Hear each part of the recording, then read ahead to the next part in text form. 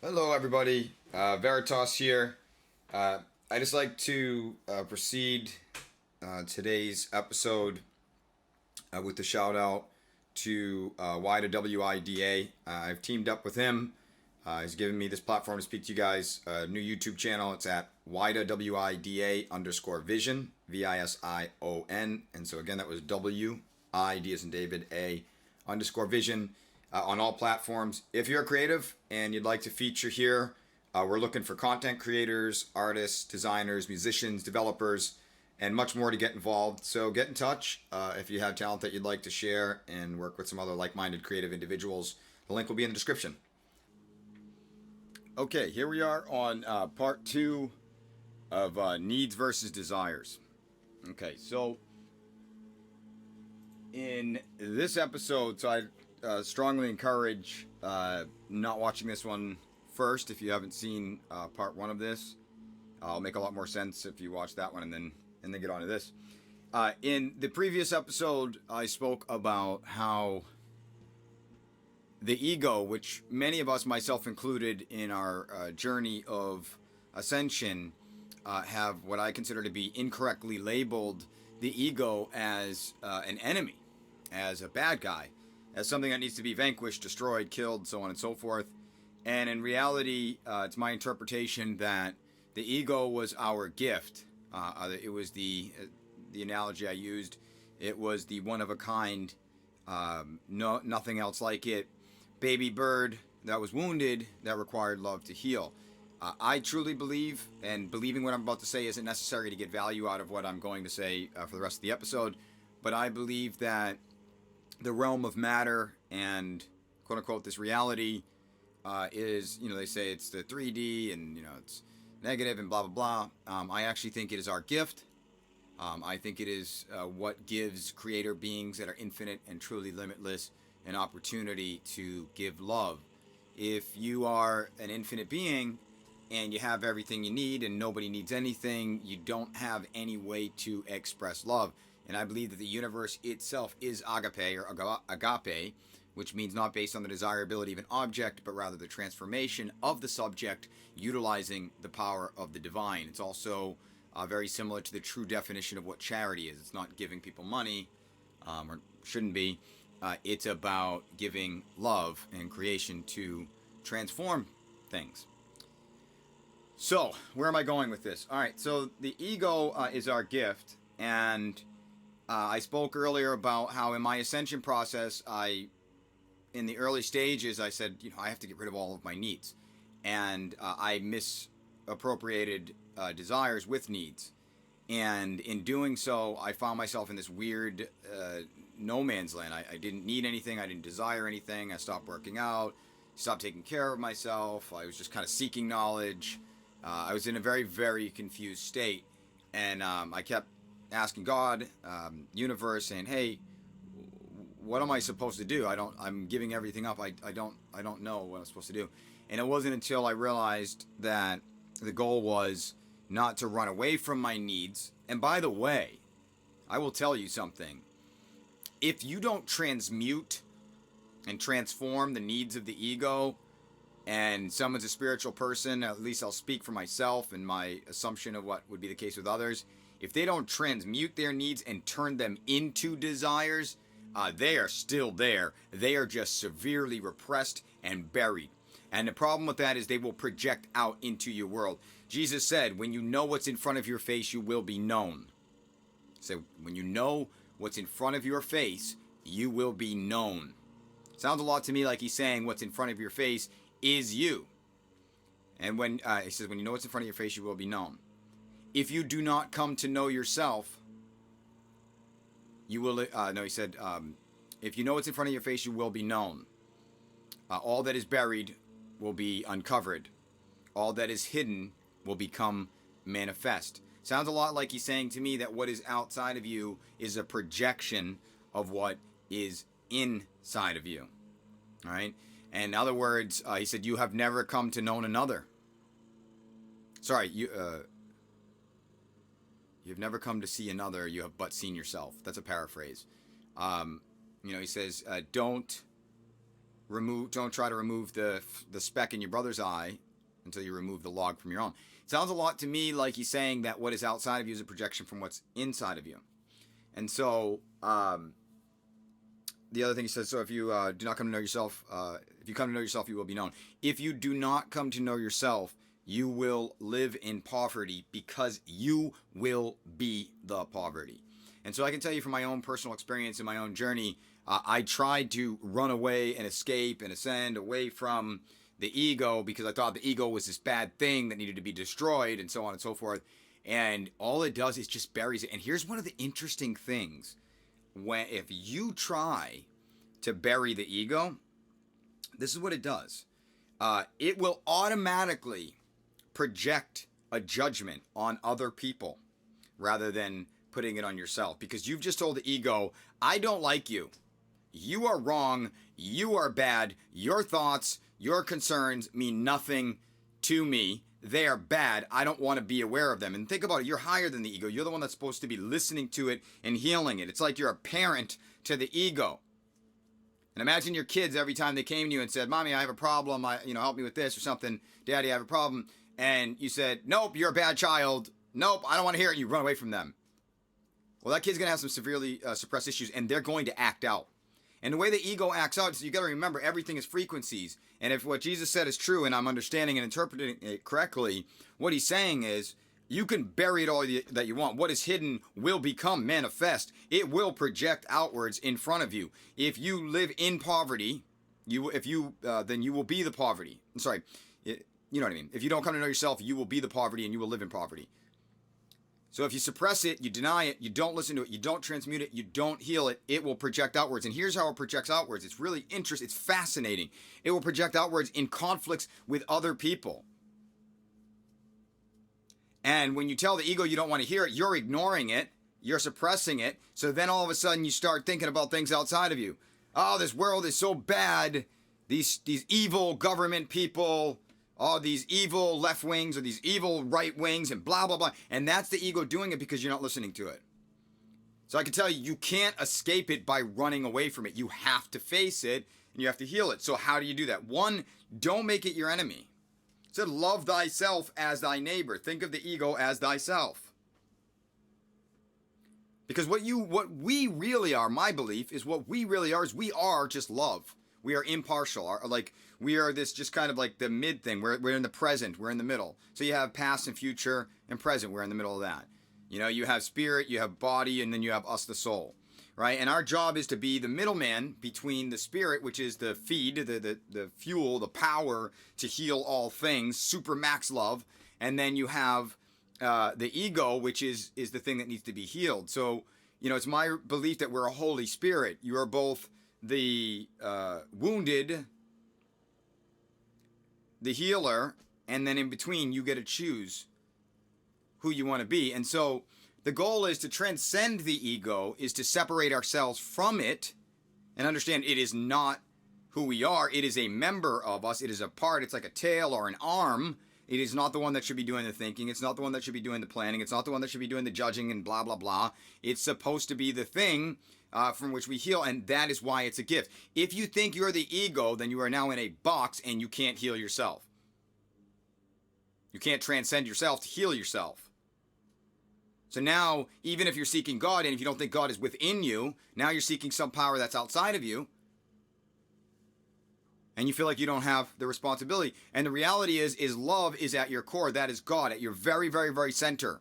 The thing that you can't touch or feel, just like tomorrow, is love. They say with great power comes great responsibility. Now, a lot of people, we hear the word responsibility, we think about it in the 3D terms that we've been taught. I'm responsible for Bob. I'm responsible for Tina. I'm responsible for my job. I'm responsible for this. No,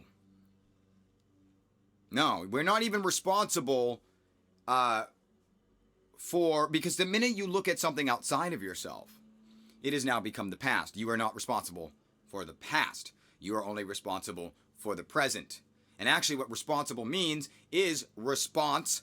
Responsibility means is responsibility.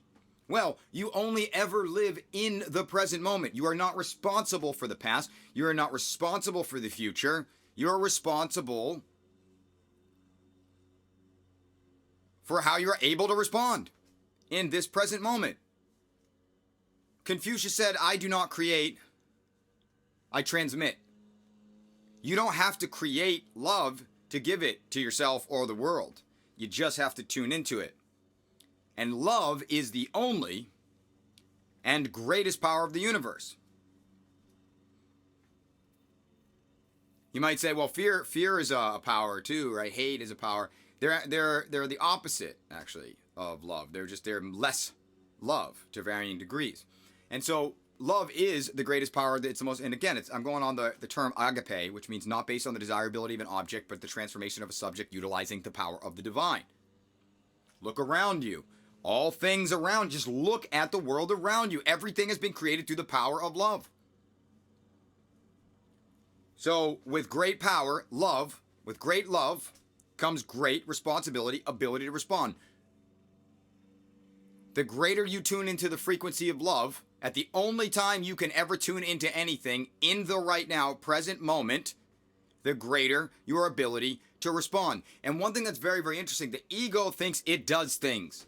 It doesn't. It's a program built on the past.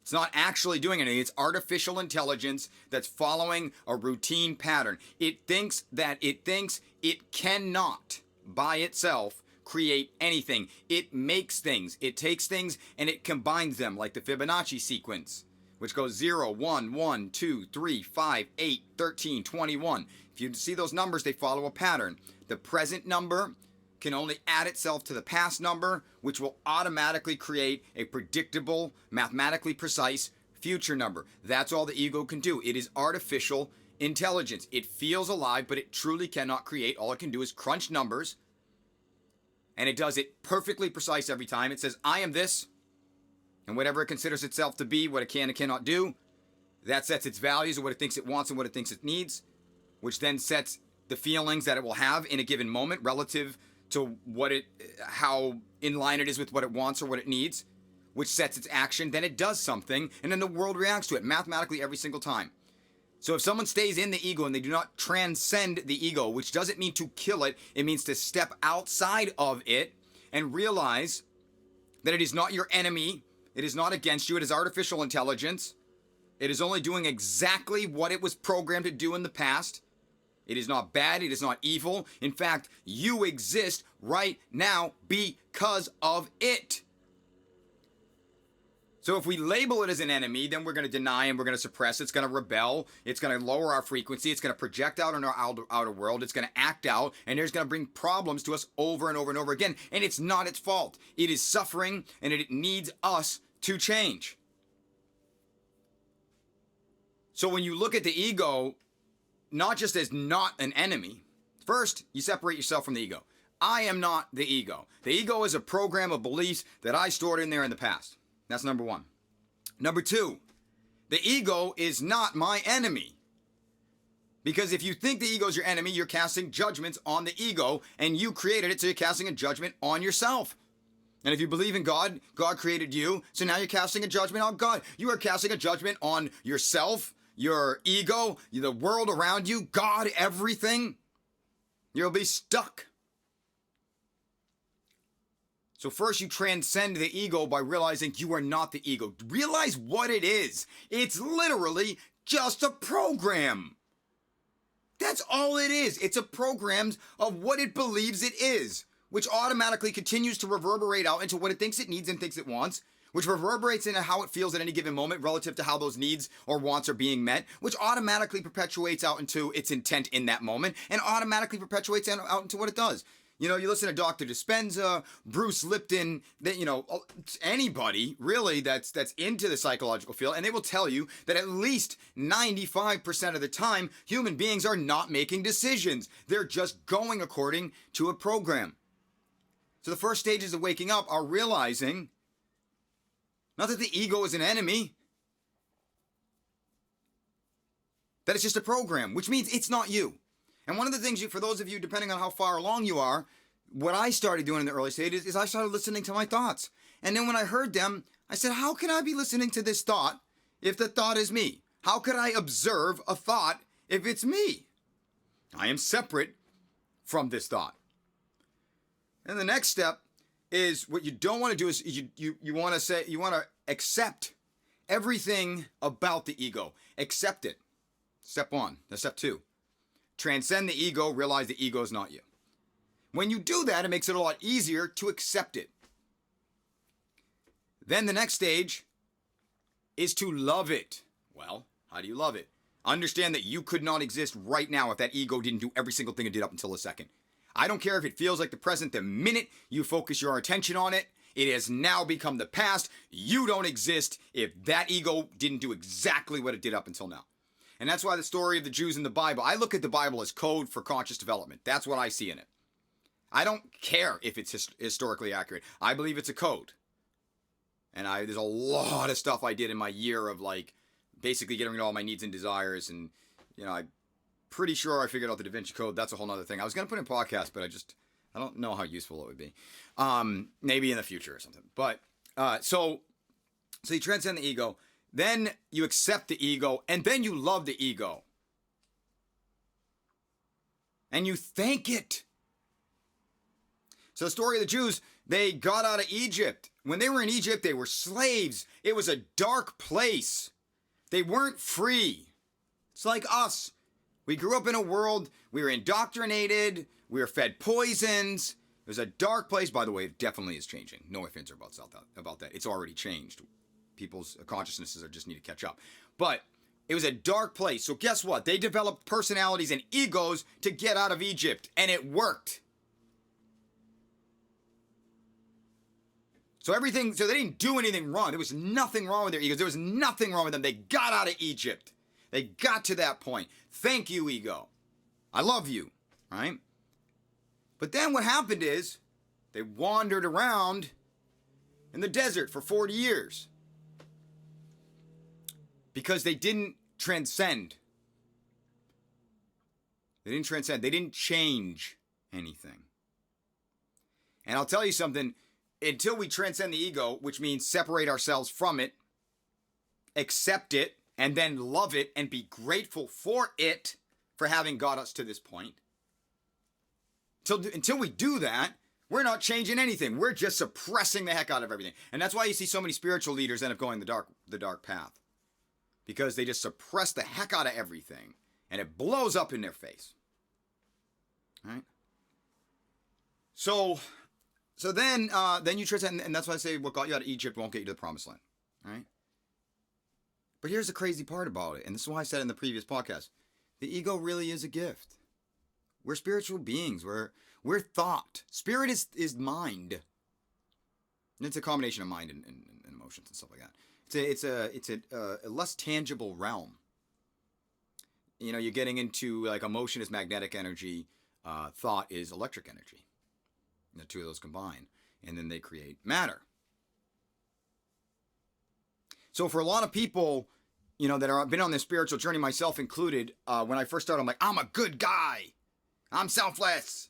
It got me there. And I followed some of I don't really like to follow anything out there, but I would take on some of the spiritual stuff that was out there, and it worked. It got me to the point where I needed to go. But I can tell you guys from my own personal experience, what has given me the greatest, well, they all contributed, all aspects of everything I learned. So nothing that I looked at, even things I disagree with now, were wrong because it got me here. But I could tell you the thing that really catapulted my growth was when I stopped looking at my ego as an enemy. And I did even better when I accepted it. And then I did even better when I realized it was my gift. To myself, from God, whatever you want to say it. It was my gift. It was the wounded soul being that I had the opportunity to heal. And here's the great part. It's like Russian dolls. The ego's smaller than me. I'm bigger than the ego. But then there's something bigger than me that I can call upon. I don't have to, like Fuchsia said, I do not have to create the love. I just have to transmit. So now what I do is I just basically every day in the Bible it says, Jesus says, give your life for me, for my sake. See, I don't look at it as Jesus the man said it. I look at it as the Spirit of Christ, which to me is agape, which is love, which is in us all. To me, like, God ultimately is everything. And then you have the next stage, which is the Christ spirit, which is love. Like God is all things. And then you have the spirit of love, the Christ spirit. He says, give up your spirit for my sake. And he goes, I'm just going to paraphrase this. If for those who try to save their life, they will lose it. For those who give up their life for my sake, will gain it. And to me, what that means is that you just recognize the fact of the reality of what you are at your core, which is the spirit, the Christ spirit, Christ consciousness, agape, love, connected to God. And all you have to do is just shine and heal all things. But you have to heal the world by first healing yourself. And that's why I believe like a lot of prayers of asking for things to happen outside of yourself, I believe that God works, the Spirit of Christ works through us. So it changes your frequency, you emit a different frequency, and your energy changes, it changes the world around you. So let me see how much time I have. Wow, 21 minutes already. All right, so what I'm going to do, I'm going to spend the last part of this kind of going over some specifics of something that I mentioned earlier. So I said, there's a saying, when the why is greater than the obstacle ceases to exist. And I drew it out, and you know what's really cool about it? The way I'll have to put it on one of these videos for you guys. So I drew like a Y, but it's really kind of like a triangle. And on the bottom is I don't want to. And then like imagine you draw a triangle, an upside down triangle. So the point's on the bottom, and it says I don't want to. And then there's like a circle on the bottom. At each point there's a circle. It says I don't want to. And then the upper to the base is because I can't. And then the other one is because I will feel some kind of negative way. So it's I don't want to do it because I believe I can't because I will feel this way. Right? And whenever you're in a situation where you don't feel good, that's actually, you can back up and look at it. Why do I feel negative? I don't want to blank because I believe I can't because I will feel blank. And they'll all be negative. And that's from the ego. And that's the ego telling you, hey, you gave me programs and I followed to the precise letter exactly what you told me to do. And now you exist because I did what you asked. But now I'm in a state of suffering because these beliefs that you programmed in me are causing me pain. Please help me. All right. So this is what we want to do. There's a sin of greed. Now, greed really just means an extreme need. Now remember in the previous episode, I talked about what need is. So need is just a belief that there's something that you require that you don't have the ability to gain to some degree. The more you think you need something. So if someone says, I desire to eat a sandwich, it's not the same thing as I need food, right? And that evil stems from the belief that you require something that you don't have the ability to successfully attain. And the more you believe that you require it, and the less you believe you are capable of acquiring it, the more likely you are to commit a heinous evil act. It's like people that, murder other people because they think they need money but they can't get it, or someone wants a divorce, they think they can't live their life because that person might want alimony, or they think they can't live their life without them, or whatever it is, and then they do something evil. Or rape is because someone thinks they need some type of gratification that they can't get in the world. So it's always that. It's not the desire as much as it is the belief that they can't acquire it. Now, that being said, there is so let's talk about what greed. So to me, greed is the need to be given to. Okay. Kennedy said, ask not what your country could do for you, but what you could do for your country. You live your life by that motto, but instead ask not what your world or your life or the environment or the universe can do for you, but what you can do for the universe or your world or your family or your friends. There are so many things in the Bible that say if you give, you're given to. You take, you're taken from. Good begets good, bad begets bad. The outside world is your projection. It is your creation. All of your joy, all of your love, all of your satisfaction comes from inside. If you live thinking that the outside is what's supposed to make you feel good on the inside, you live backwards. Live spelled backwards is evil. Same goes if you think that the future is going to be dictated by your past and the way you lived. If your ego is supposed to lead, you are living, you're living backwards when you're allowing how you lived dictate how you will live. Lived spelled backwards is the devil. Strange it is. Very bad Yoda impersonation. I won't do that again. Sorry. So what you want to do at the root of everything, you want to say, look, you know what? If you haven't already thought of this or you're hearing it in my episode, he's right. Nothing outside has ever made me feel good. How could something outside of me make me feel good? Does a new car inject happiness into my brain? No. If you do have any satisfaction from it, it's because you believe you should, which means it came from your thoughts, your values, your beliefs. If you continue seeking outside, that's what they call selling your soul. Everything you believe is a requirement for your satisfaction in the present moment. You have given your power to you. Imagine all these things you think you need, a little webs coming out from your heart, connecting to everything. I'll show you how powerful it is when you give your power away to something when you believe that you need it. Let's talk about etiquette. King Louis created etiquette as a way to control the nobles. This wasn't explained, but I've come to find out, or in my perspective, why he did it. Etiquette and all this stuff that we see about political correctness is a control mechanism. They're saying if someone says this word, you should feel offended. If someone says this to you, you should feel offended. If someone isn't polite to you and doesn't ask you how you're doing, you should be offended. If someone doesn't ask you how your kids are doing, you should be offended. You deserve to feel bad. You deserve to feel angry. Every single time you accept any of that, you give it your power. A little web comes out from your heart and attaches to that situation. And every time it happens, it will cause you pain because you believe it will. And I'll give you an example. You ever hold the door for someone and they don't say thank you, or they give you a really rude look and you could tell they did it on purpose? You know why? Now I want you to think about how you felt.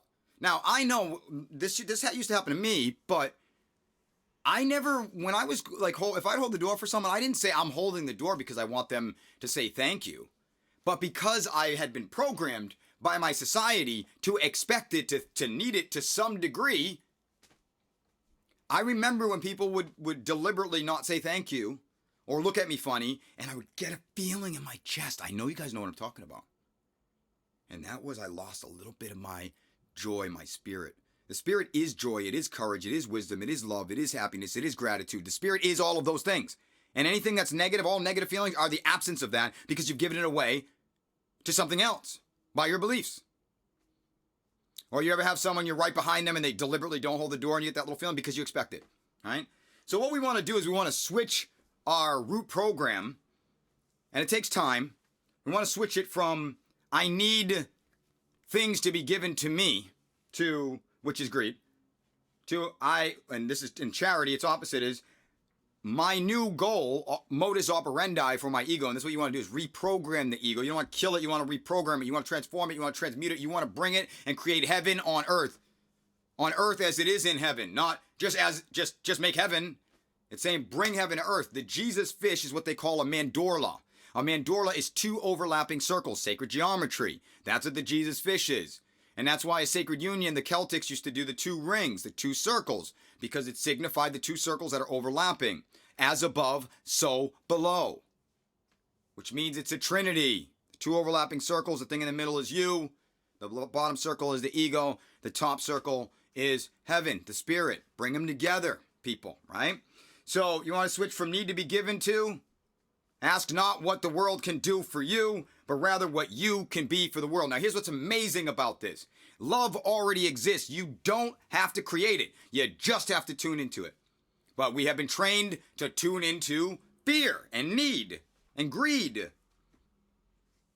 So what we want to do is we want to slowly program the ego into realizing, hey man, you keep chasing things outside, all we're doing is giving away our soul and our spirit and our courage and our power. We're slowly dying here, man. Let's change this. And watch what happens. Seek ye first the kingdom of heaven, and all will be given unto you. Kingdom of heaven is love. Seek love. With great power, love, comes great ability to respond. You only ever have to do this in the present moment. Right?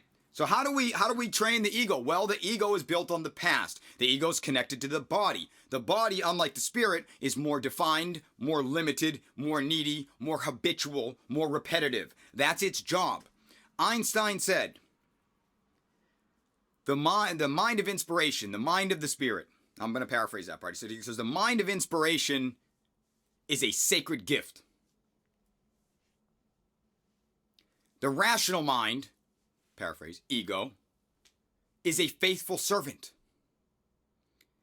Somehow our society has forgotten the sacred gift and instead worships the rational mind, the ego. The ego is not a problem. It is a gift or a faithful servant who's always doing exactly what it was programmed to do.